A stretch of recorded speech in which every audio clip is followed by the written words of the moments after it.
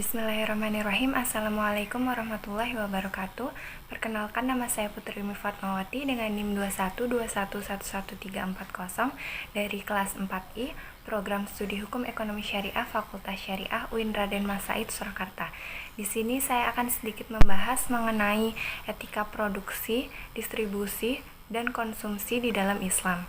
Langsung saja kita mulai. Yang pertama yaitu etika produksi dalam Islam. Yang pertama ada pengertian etika produksi dalam Islam. Etika produksi dalam Islam adalah seperangkat nilai tentang baik, buruk, benar, dan salah dalam dunia produksi, berdasarkan pada prinsip-prinsip moralitas yang telah diatur dalam Al-Quran dan hadis. Produksi di sini merupakan proses kegiatan ekonomi dalam rangka menghasilkan barang atau jasa dengan memanfaatkan faktor-faktor produksi dalam waktu tertentu. Selanjutnya ada dasar hukum etika produksi di dalam Islam. Ini terdapat di dalam Al-Quran surat Qasas ayat 73 yang berbunyi, "Wa mir rahmatihi ja'ala lakumul laila wan nahara litaskunu fihi wa litabtaghu min fadlihi wa la'allakum tashkurun." Yang artinya, dan adalah karena rahmatnya dia jadikan untukmu malam dan siang agar kamu beristirahat pada malam hari dan agar kamu mencari sebagian karunia-Nya pada siang hari dan agar kamu bersyukur kepadanya.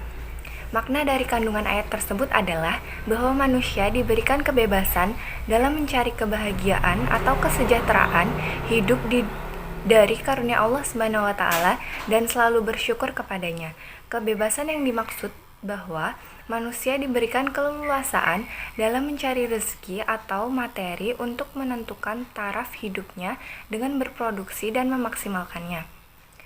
Yang ketiga ada tujuan etika produksi di dalam Islam, yaitu merealisasikan keuntungan seoptimal mungkin, merealisasikan kecukupan individu dan keluarga, tidak mengandalkan orang lain, melindungi dan mengembangkan harta, mengeksplorasi sumber-sumber ekonomi dan mempersiapkannya untuk dimanfaatkan, pembebasan dari belenggu ketergantungan ekonomi dan takarub atau dekat kepada Allah Subhanahu wa taala.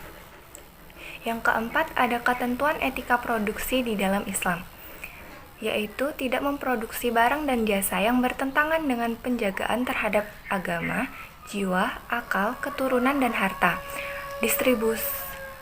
Distribusi keuntungan yang adil antara pemilik dan pengelola, manajemen, dan buruh.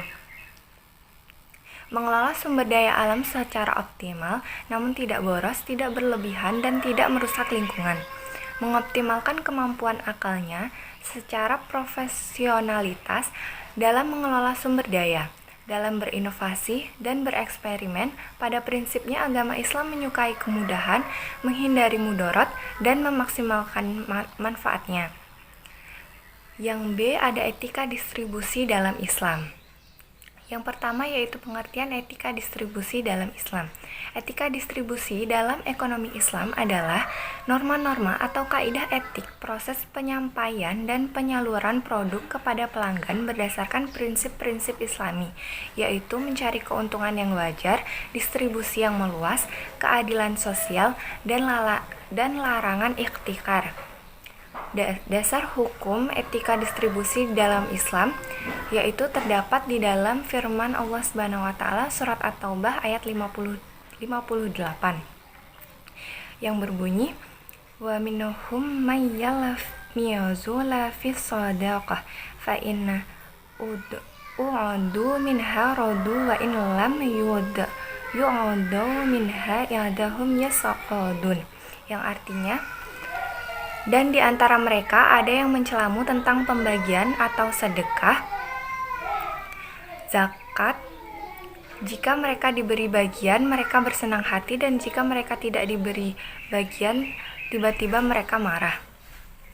Selanjutnya ada tujuan etika distribusi di dalam Islam, yaitu Islam menjamin kehidupan tiap pribadi rakyat serta menjamin masyarakat agar tetap sebagai sebuah komunitas yang mampu memenuhi kebutuhan hidupnya.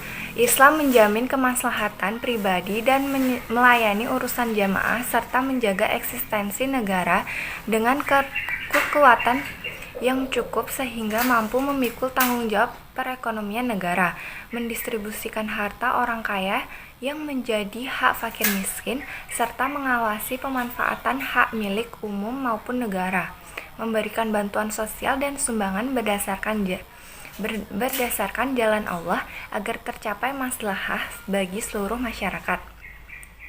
Yang keempat, ada ketentuan etika distribusi di dalam Islam, yaitu selalu dihiasi dengan niat ibadah dan ikhlas, transparan, halal dan tidak membahayakan, adil dan tidak mengerjakan hal-hal yang dilarang di dalam Islam, tolong-menolong, toleransi dan sedekah, tidak pernah lalai ibadah karena kegiatan distribusi, ikhtihar dilarang karena akan menyebabkan kenaikan harga, mencari keuntungan yang wajar, distribusi kekayaan yang meluas. Islam menganjurkan distribusi kekayaan kepada seluruh lapisan masyarakat. Yang terakhir yaitu kesamaan sosial. Maksudnya adalah dalam pendistribusian tidak ada diskriminasi atau berkasta-kasta. Semua sama dalam mendapatkan ekonomi. Yang C yaitu ada etika konsumsi di dalam Islam. Yang pertama, pengertian etika konsumsi dalam Islam. Etika konsumsi dalam ekonomi Islam adalah memperhatikan prioritas kebutuhan, mengkonsumsi produk halal, memperhatikan kualitas konsumsi, yaitu halal lagi baik, dan mengutamakan nilai maslahah serta kesederhanaan atau tidak israf. Yang kedua, ada dasar hukum etika konsumsi di dalam Islam, terdapat di dalam surat Al-Baqarah ayat 168 yang berbunyi, Ya ayyuhan nasu kulu mimma fil aradi halalan thayyibah wa la tattabi'u khutuwatis syaitan innahu lakum aduwwum mubin. Yang artinya, wahai manusia, makanlah dari makanan yang halal dan baik. Yang artinya, wahai manusia, makanlah dari makanan yang halal dan baik yang terdapat di bumi, dan janganlah kamu mengikuti langkah-langkah syaitan. Sungguh syaitan itu musuh yang nyata bagimu. Aktivitas konsumsi dalam Islam merupakan aktivitas ekonomi yang bertujuan untuk beribadah kepada Allah serta meningkatkan keimanan dalam rangka mencapai falah, baik dengan membelanjakan pendapatan untuk keperluan dirinya sendiri atau digunakan untuk amal soleh bagi sesamanya. Yang ketiga, ada tujuan etika konsumsi dalam Islam. Tujuan etika konsumsi dalam ekonomi Islam adalah maslahah atau kemanfaatan yang bersifat objektif, dan bahwa perilaku ekonomi Islam tidak didominasi oleh nilai alamiah yang dimiliki oleh setiap individu. Terdapat nilai di luar diri manusia yang kemudian membentuk perilaku ekonomi. Nilai ini diyakini sebagai tuntutan utama dalam hidup dan kehidupan manusia. Yang keempat, ada ketentuan etika konsumsi di dalam Islam.